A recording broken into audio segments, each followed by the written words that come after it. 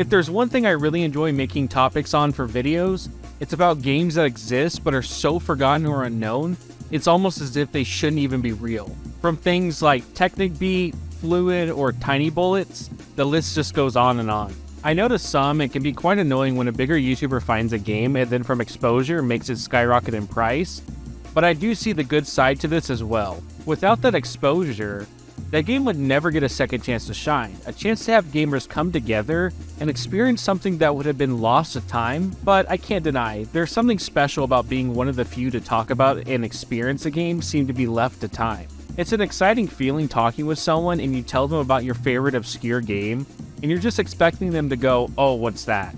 And instead, they tell you how they know that game. I kind of had a similar feeling when I was listening to Deco in the car and I picked up some guy who even to his surprise asked if that's Deco. With that being said, I believe I stumbled across a PS1 game that only few people have heard of, and I also checked, and at the time of making this script and recording this now, there's not a single review video up on the game. There's only gameplay footage and streams of it, but nothing in the style of videos like this.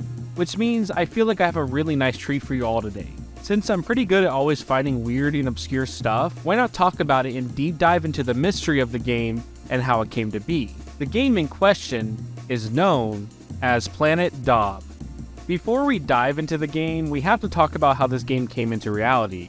The source of Dob comes from a very unlikely place. It all starts from a Japanese band known as Date of Birth. They also go by the acronym DOB, which, by the way, trying to look up date of birth or DOB on Google to find information about them is some of the hardest shit ever. Most of the time, Google wants to just change it back to dog, and if you just look up date of birth, it's really hard to find anything because, you know, the word date of birth can mean absolutely everything, even with putting Japanese band after. Date of Birth's first EP came out called Around Around in 1985, and it's a very different style than what they're known for now. They released 2 more albums with Yumito Namida no Hibi being released, and I couldn't find this online anywhere, so I can't show you what that may have sounded like. And in 1992, Date of Birth was released, and this album is again like the previous ones, being heavier with the rock influences.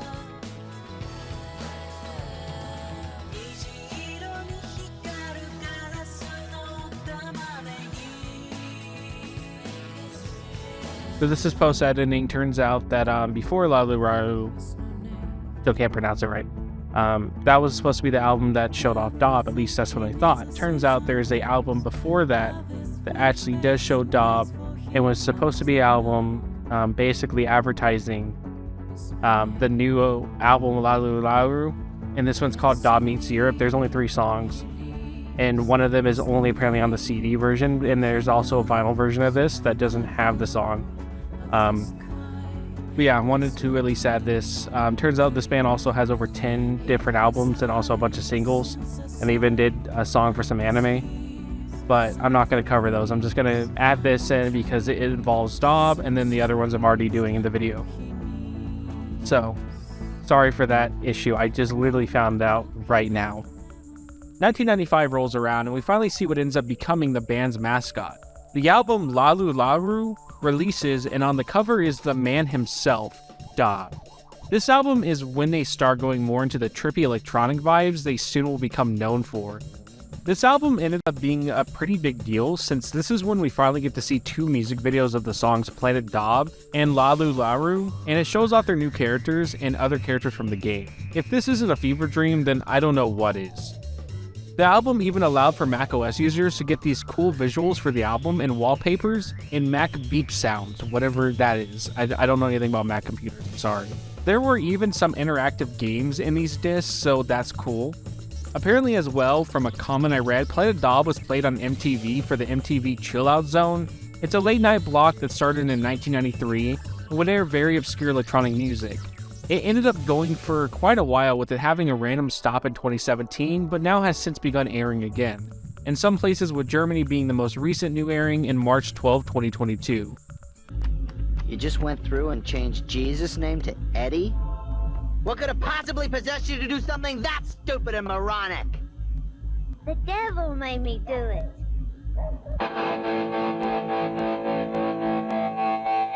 Now, if this actually happened, I have no idea, and I did try to look through all the re-uploads of the Chill Out Zone blocks, but couldn't find it, so hey, Lost Media users, if you find the MTV airing, then that would be nice. Finally, 1999 rolls around and we get the album known as Planet Dob. And this album sure hits that Y2K aesthetic if I've ever seen it. You're probably already familiar with this album if you listen to a lot of PS1 jungle/drum and bass mega mixes, with this song, How Do You Think, being the most known song from the album. The intro to the album says the CD is full of super lounging music, and then it hits with that sweet drum and bass. This, as far as I'm aware, was the last album they've released, but man, did they go out with a bang. I do want to mention something that does bother me that involves the game's OST. You see, if you were to look up Planet Dob's OST, you will find this playlist that says Planet Dob OST. This is actually not the music that appears in the game. This is just the album Planet Dob. The music from the game does take samples from Data Burst music, but these songs themselves never appear. The actual OST at best is like 10 to 20 second loops with some instruments from the band's songs mixed in. It just bothered me because I actually really love this song, How Do You Think, and I was so ready to see where this song played in the game, and it never does.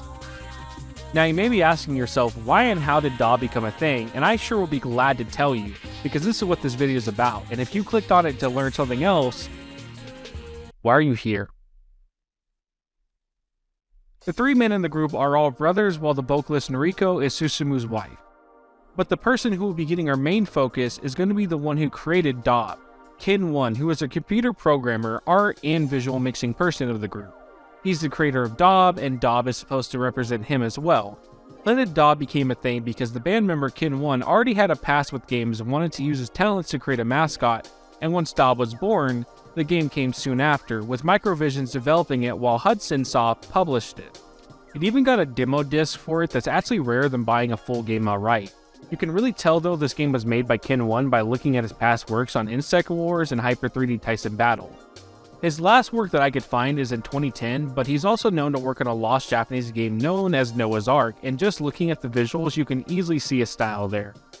I only learned about this game from a forum randomly talking about it and how the game did appear once on a Japanese auction site, but that's a whole other rabbit hole that I don't really want to go down.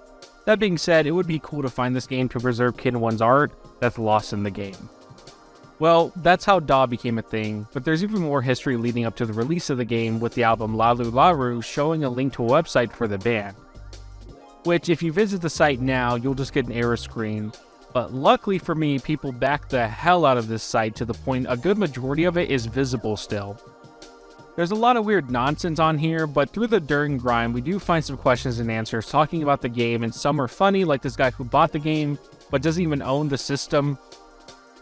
There's even a section talking about a shop that was selling Dob merch, from shirts to plushies, so if anyone somehow has these, please show them off. The site is just a weird experience to shift through, but again, fits the band well. If you search long enough, it will lead you to the site that then will give you 3 options to pick from, and if you pick E-Boy, you're greeted with whatever the fuck this is. There's even some promo tapes showing the game off. It's quite crazy just how much promotion stuff was going on for this game, but looking at it now, I don't think it really helped all that much. Well, with everything I can think of to talk about, it's finally time to actually dive into the game. And to get this out of the way real quick, the game is all in Japanese, but it's not really that hard to navigate, and what important words you would need to know are in English. Something weird the game does is all the words are in katakana, even for words that wouldn't be normally. In my experience, when games usually do this, they do it to be more interesting, or they couldn't be bothered writing the kanji. But I'm pretty sure here it's a stylistic choice, since a sharper font for katakana just looks nicer over the more rounded hiragana. The story begins with our guy Dob, who's a cosmic sheriff on Planet Dob, and he's flying through space trying to get back to Earth. He sees a sign with a lady on it and decides to go that way, to then be captured by a net. After he crashes, these stereotypical racial caricatures show up and capture him. They throw him into a truck and drive off with this man. He's then rushed into a weird lab and experimented on. This is when we learn about the brain extractor machine and how one of us has to go inside Dob's brain and see what's going on in his memories. You're forced to do this, and I guess the player is supposed to be this guy, considering it says U on his forehead. We get strapped in, and then the game begins. By the way, it never is explained why we had to capture Dob or why we need to go into his memories, we just do it. We arrive at the title screen, and man, this really is late 90s to early 2000s aesthetics. The next scene shows us walking to Dob's brain to then fall down to Planet Dob, and arrive at this colorful city. A quick note, I'll try my best to have Google translate what it can to the best of its abilities to help with some context, but again, it's Google Translate quality levels, so expect the bare minimum of translations. Yeah, that will play every time you select yes, and you'll either love it since it feels like a neat Earthbound callback, or you will hate it and it will drive you insane. We now arrive to a red room as the only English we can see is the word Dob everywhere.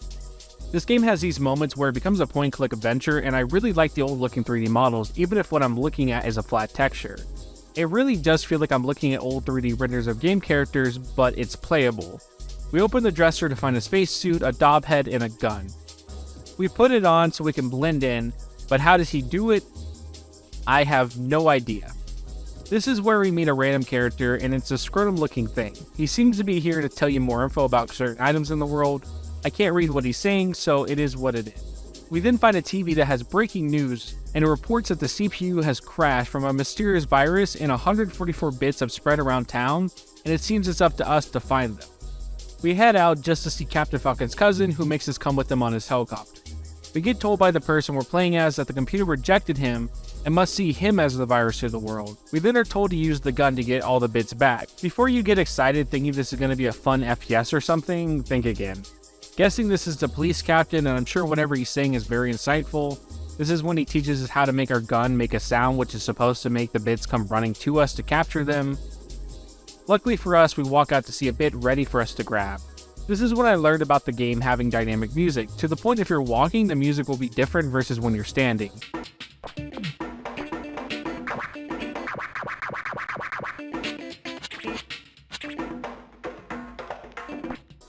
It will even pitch shift up and down if you're going upstairs or down them. You'll also be wondering what all the random circles going around the screen are, and the game doesn't actually explain it, or if it does, I couldn't read it, but I'm sure it's a time signature thing for the music. You can make a scratching sound when you're not standing in front of anyone, and if you notice, the dots will shoot back to whatever corner they were on. It's basically so you can rewind the music back slightly at any time, and I guess they wanted a visual representation of this happening. Never is this required in any way to progress, so don't worry about it that much. We walk through the town looking for more bits just to then get ran over by a car, which I wanted to say now, these FMVs are such a treat to watch. They're animated decently and have a lot of charm to them. Weird charm, but there still is charm. After Dob just walking it off and not going to the hospital, we find ourselves at a rest plus run, and we run into... He ends up giving us a burger, and this is when the game loop starts to come into play. You see, the point of each world is to go around and collect items and bring them to people while finding bits. You need 12 to beat each level, but there's a good amount in the stages, so you do have some choice of which bits you get. You are required to at least get the ability to call them, since most need it to be grabbed. A neat detail as well is every time you get a bit, it adds an instrument or sound to the music, since the first thing you hear when you arrive is just drum loops.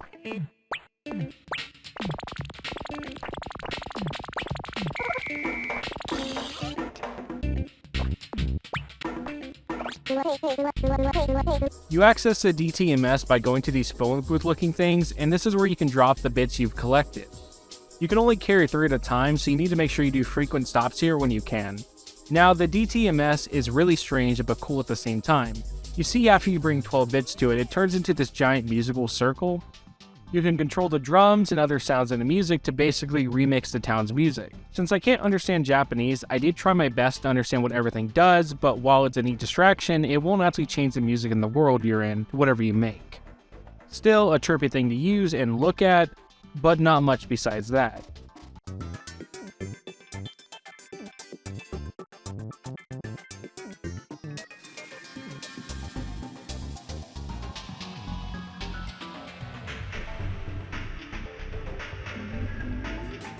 If you're having trouble finding your way around or bits in the area, the devs put 2 maps in the game for you. One that is useless since it's a straight line while what you explore isn't, and the next map is accessed by jumping on these, which then brings you a map of all the red dots, and those red dots are bits you still need to find. Some bits can be found by using the second sound you obtain to lure them out, while some are either out in the open or in more hidden areas of the city you're in. Other than this is all the game really is. The enjoyment comes from traversing to find the bits and seeing what wacky characters and FMVs show up. I do like how you can find certain items to help you get to areas you couldn't, like this duck floaty to help you go under the water. It just gives the player the incentive to explore to find the bits. Planet Dob is also huge on minigames to play, one of them being this weird one where you can access after finding the bus pass.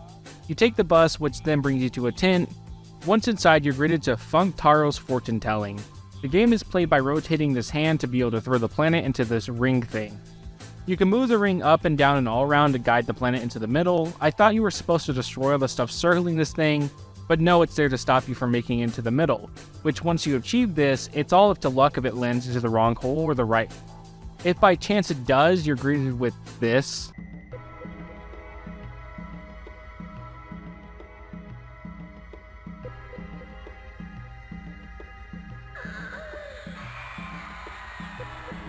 So what I gathered, I think this is to get hints on what to do in the game, but again, my lack of being able to read kind of hinders my ability on getting hit. After all that is done, you have to go find a ship to leave the city, but before you can, you're required to play a minigame. I just want to say this first one just seems impossible to me. If you die enough like I did, the game will let you lower the difficulty. Just a side note, thanks to the translation, everyone calls me Daddy. This is your daddy now, and it's just how it is. The first game has you matching colors of 3 to progress, with you having to jump on them to change the colors. I don't know why my mind is just not able to comprehend the game, but unless it's on easy, I keep getting squashed over and over. Overall, it's a fun distraction, but hopefully we will never have to do it again. After beating it, we're guided to the ship and we head to the next part of the city. Like before, we have to find 12 bits and restore the DTMS. I'll save your time with the rest of the levels by only really talking about the unique stuff the level does or has happened. One thing I love about this area is how dynamic the camera can be at times, giving you the bird's eye view and wide open angles, really giving a sense of depth and size to the city. After fighting our way around, we end up making it to this arcade place with 2 guys playing virtual reality surfing, I think. We watched the guy fall and eat shit and can now call bits to us to take back to upload them. While we're heading to drop the bits off I picked up, I think it's time to talk about these guys. They spawn and try to shoot you to make you lose a bit. These guys are more frustrating than they need to be since you're moving with the D-pad while dealing with the constant changing camera angles. It's just not all that fun when they show up, and they will try to show up whenever you have 2 or more bits. Dude, come on, man. Now I gotta go get them back, bro. Man, fuck. We find a dojo and then get physically assaulted, but it's okay because we're handed a strange pill that literally says booster drug on the front. My man Dob just got some penis enlargement pills. We soon find the lady who wanted the green statue guy, and we get a bit in return. I always wondered why they just have the bits even after the news said how important they are and how we need to get them back. Being fair, Mario Sunshine has a similar predicament. While going through someone's house, we found a red pepper, so obviously we should take it with us. Why not? We ended up finding the guy who wants the red pepper, so we make him eat it, and then he flew off from being too spicy. But thank God, we got the ability now to find hidden bits everywhere. After searching and dropping items off to get bits, we finally get enough bits to get all 12 uploaded. The ship is now here, and we finally can start the next minigame, which is virtual reality racing. Before we proceed, seizure warning, like really bad flashing lights happen here. I will make sure to slow down the very bad parts, but you have been warned. If you want to skip this minigame part, feel free to navigate to this time. The goal here is very similar to Sonic 2 special stages.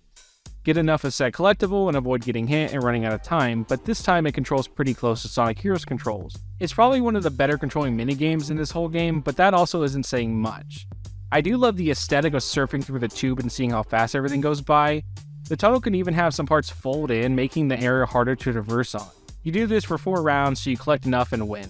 Man, hopefully we will never have to do that again.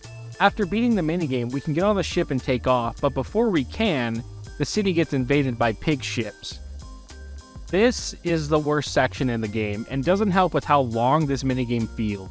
The goal is to aim your slow-ass gun to hit the enemies that hop around everywhere, but this is easier said than done because of how inaccurate your gun's hitbox is. Your best bet to make this minigame go by faster is to get the wide shot and nothing else. The wide shot still sucks, but makes it so much easier to kill anything, but will turn every drops besides 1-ups and flashes to basically fuck your run. This game for whatever reason loves to drop death power-ups, meaning once they fall, and they will fall, a lot of it will block off whole portions of the stage till it goes away. You better be making sure you're grabbing these missiles as well, because if they fall, they will then start to burn the ground, blocking portions of the level as well. Luckily, a power-up usually will fall right after to get rid of it, so it's not the biggest issue. You need these missiles to beat the last boss, which requires you to destroy the ships he sends down, and then you can destroy him. If you run out of missiles, it's game over, and you need to restart the mission. Which means don't be like me and waste them all, because why wouldn't I shoot them all since you know this is all I've been doing before? Hopefully we will never have to do this again.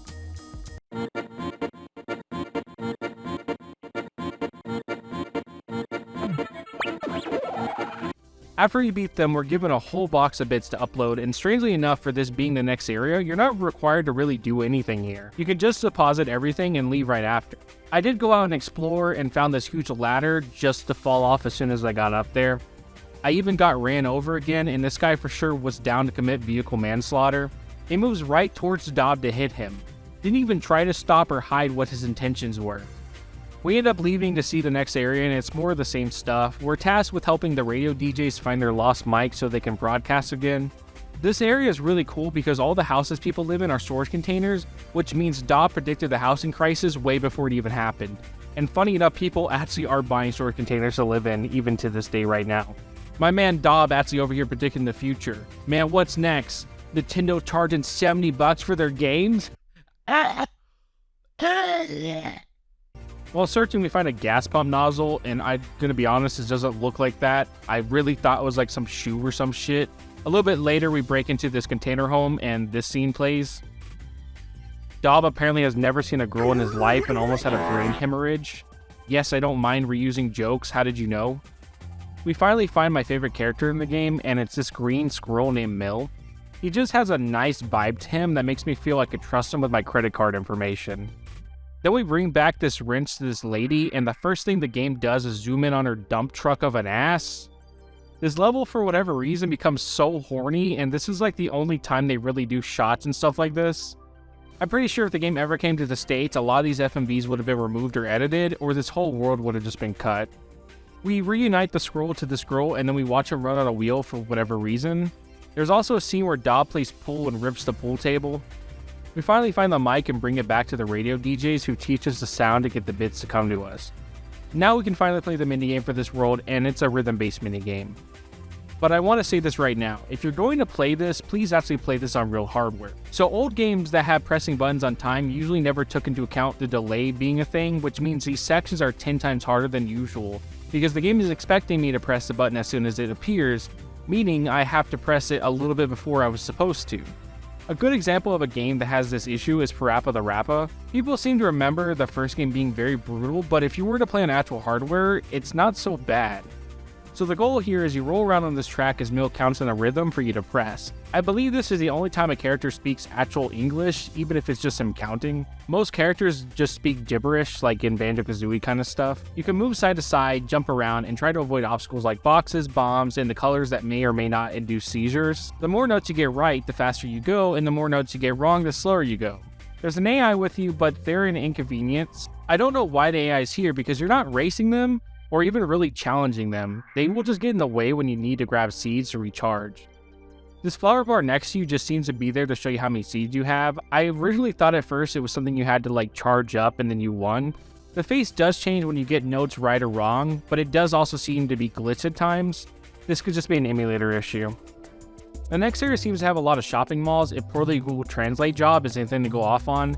The first thing we see is a bit robbing a slot machine, so we can tell money has corrupted the area, or Planet Dob is a metaphor on the evils of greed and wealth corrupting the youth and turning once innocent beings to the life of corruption.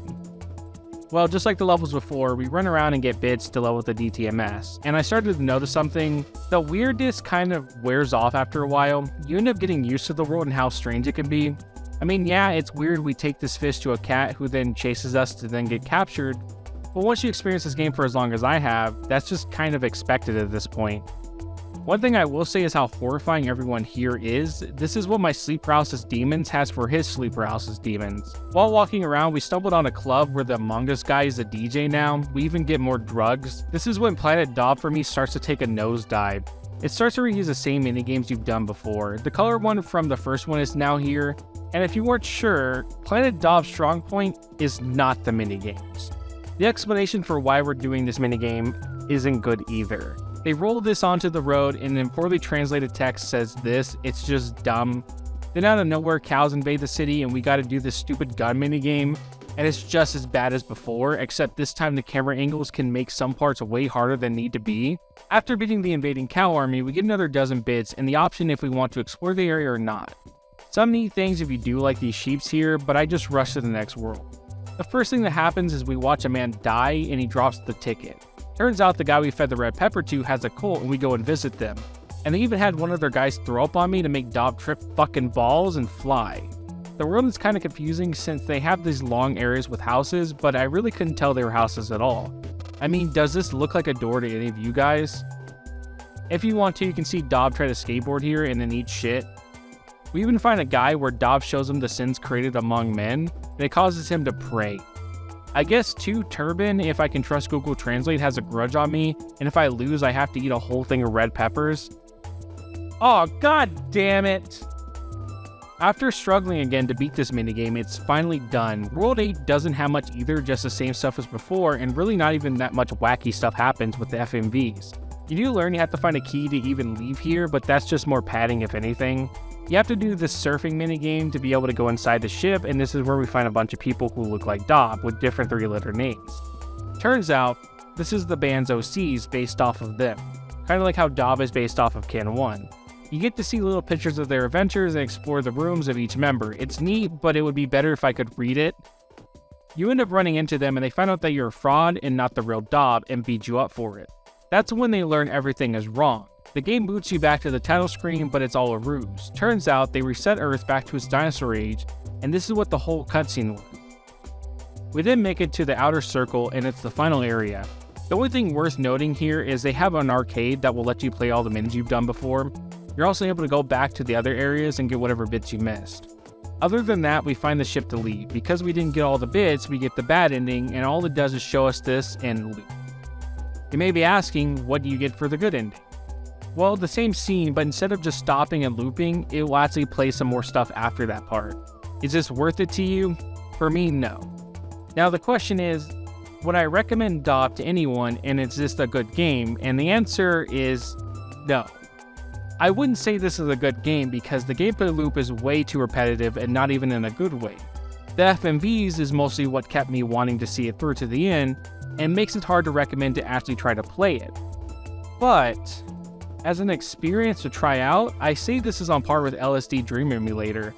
I think more the whole mystery around it and how obscure this game is, and even the band still seems to be, is where most of the enjoyment comes from. With that being said, this concludes my video on Planet Dob. And I do feel I'll tackle more obscure PS1 games since this was a whole console generation I missed out on heavily. Well, thanks for watching guys, and have a good day. Also, are you Dob enough?